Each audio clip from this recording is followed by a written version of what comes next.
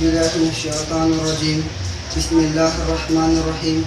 الحمد لله رب العالمين الرحمن الرحيم مالك يوم الدين. إياك نعبد وإياك نستعين. اهدنا الصراط المستقيم اهدنا الصراط المستقيم اهدنا الصراط المستقيم صراط الذين أنعمت عليهم غير المغضوب عليهم ولا الضالين آمين رب العالمين. ربنا آتنا في الدنيا حسنة وفي الآخرة حسنة وقنا عذاب النار.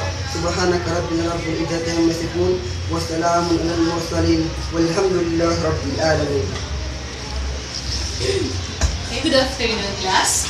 Good afternoon, Ma'am. Take your seat. Okay, so before we formally started with our discussion or debate this afternoon, I would like you to take down notes all the arguments or the issues that your classmates were telling you. But before that, let us have a first review about our topic yesterday regarding modern and traditional way of practice of courtship. So, Amera?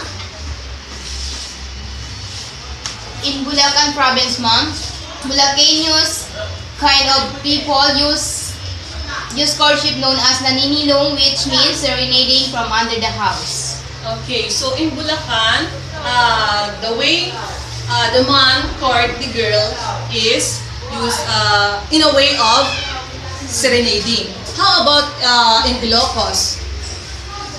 The suitor begins in singing a romantic song and then the courted lady responds by singing too. Okay, so they are almost similar, the Ilocos and the Bulacan. How about in the other place in the Philippines? Yes, Jamaica? In Batangas, Ma'am, the women are serenaded with a lot of love song. These are accompanied by the playing of guitar. Okay, playing a guitar, so which means it is also in a form of serenading or what we call harana. Okay, how about in the other place? Yes, Alma. In Pangasinan, Ma'am, they are using taga-amo or what we call gayuma. Okay, so Pangasinan is well known for courting a woman using love potion or what we call gayuma. How about in other place? Yes, Aminaysa? In Kalinga, the man visits the woman's house to sing romantic songs and the woman replies to these songs also in music. Okay, so the man visited a woman's house. Okay. How about in other places such as Palawan? In Palawan, Ma'am, people perform courtship through the use of pasaguli. Okay, pasaguli. So those are all traditional way of courtship practices. And yesterday we also discussed about the courtship at the age of technology, where you can get an instant boyfriend or girlfriend through using cellular phone. What others? Facebook, Twitter, Skype. Okay, so some couple attribute started their love story through using or started with the social media. Okay, so to resolve the issues or the arguments that we are discussing yesterday, this afternoon we will be having a class debate regarding traditional and modern courtship practices. So the debaters will set their arguments depending on their stand regarding traditional and modern courtship practices.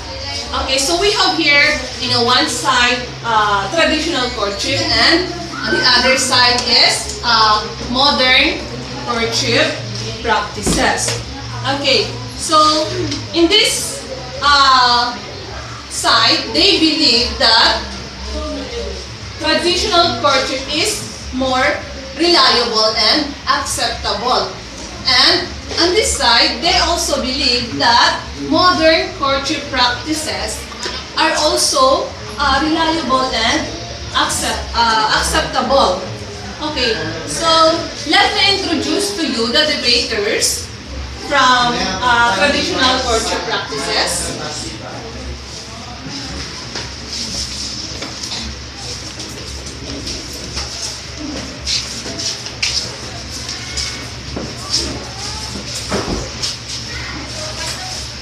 And on the other side, the modern courtship practices.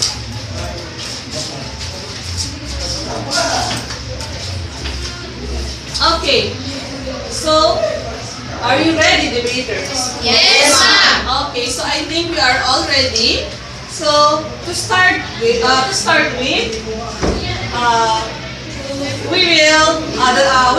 the debate with any form of introduction from the traditional courtship practices.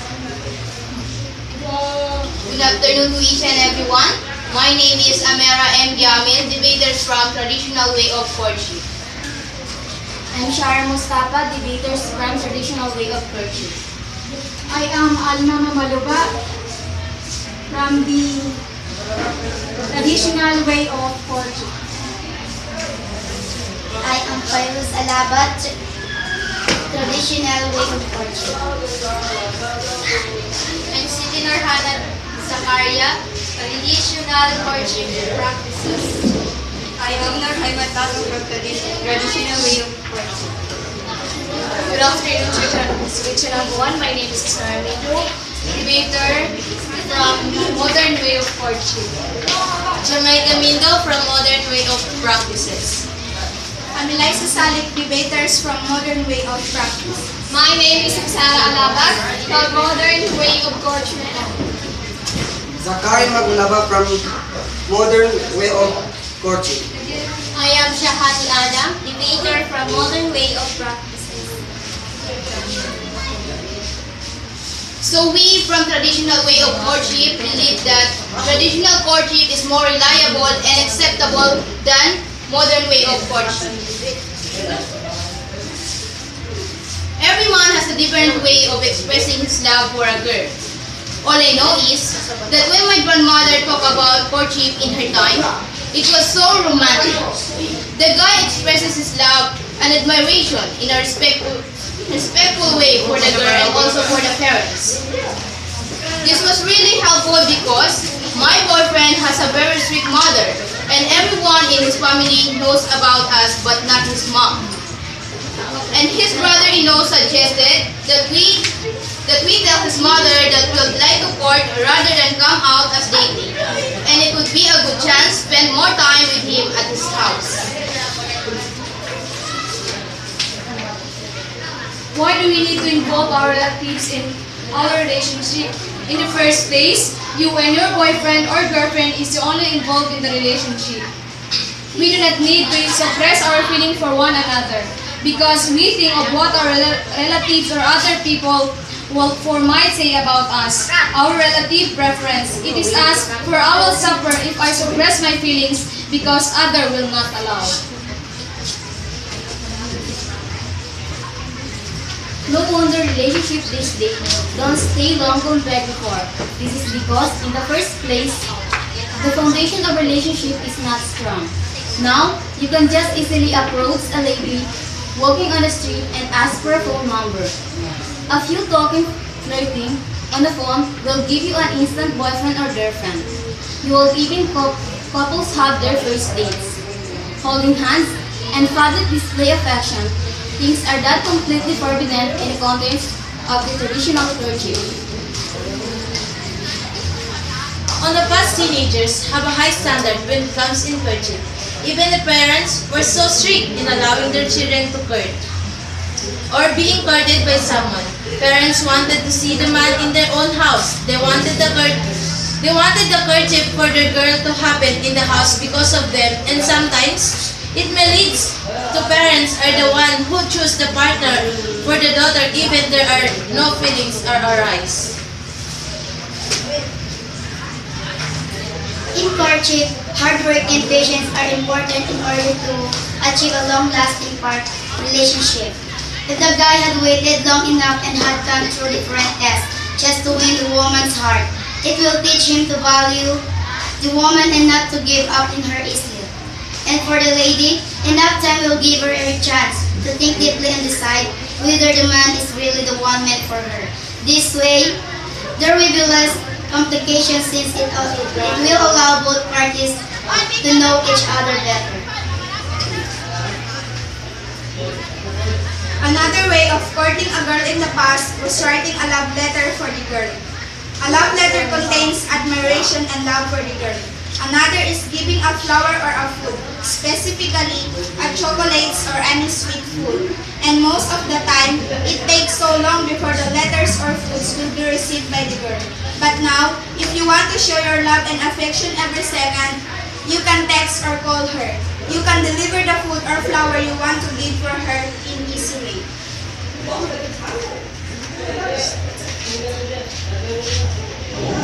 Courtship is one of the most exciting, romantic, and special time for me. This is the time the couples get the chance to look for potential partner. It is the time where a man has to work hard to get his girl fall for him, and the time where the girl feels secure knowing that the guy went to treat them to win her heart. Is it exciting to know that your partner exerted a lot of efforts to win your heart? It will show how well he loves you and willing to do anything just to win your heart.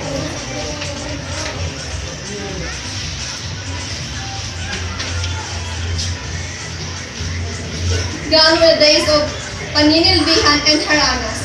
These days, it is enough that a man shows up in a lady's house and bangs with a woman's family.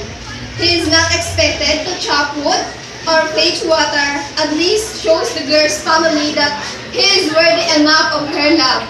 Modern courtship does not really have a pattern. It could start from a group date where friends would pair friends up and taste them. Friends could play Cupid and take a couple up and leave them on their own to talk them before you know if they are going out on a date. With an influence of Western television, modern courtship these days are going fast, although it doesn't necessarily have the emotional baggage attached with immediately going to bed. It would take a lot longer time of Filipinos to trust each other to get to that point. It stands on the virtues rooted from the olden days.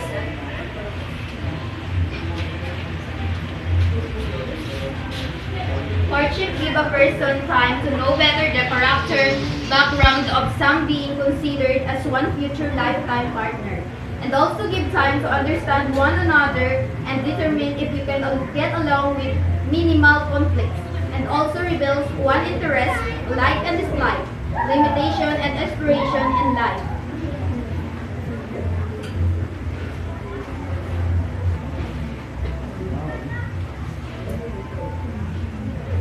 We are in a modern generation nowadays. We live in a world made easier. We don't have to use papers to write love letters. We have FB, Twitter, and etc.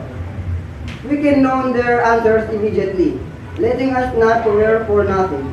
Though we are known to be very conservative, it doesn't seem so, and I believe if we get to analyze the situation people are in today, the standard of relationship and courting, it is far from conservative, and forcing it to be that way, traditional and old-fashioned, is awfully hypocritical in our liberal times. Out with the old and in with the new.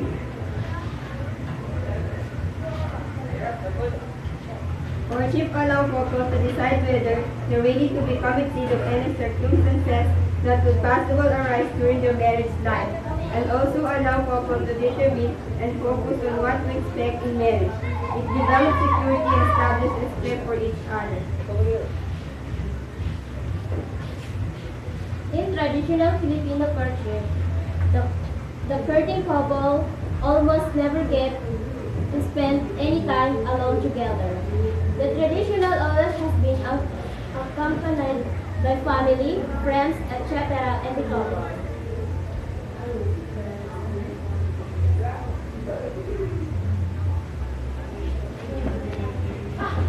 Okay, so I think we are all enlightened now about the arguments regarding modern courtship practices and traditional courtship practices. So, which do you think is more reliable and acceptable courtship practices? In a modern or in a traditional courtship practices? Which do you think? Okay, so I just want you to get one more sheet of paper to write which is more reliable for you and more acceptable for you, the modern or the traditional courtship practices. Okay, so debaters, you may now go to your seat.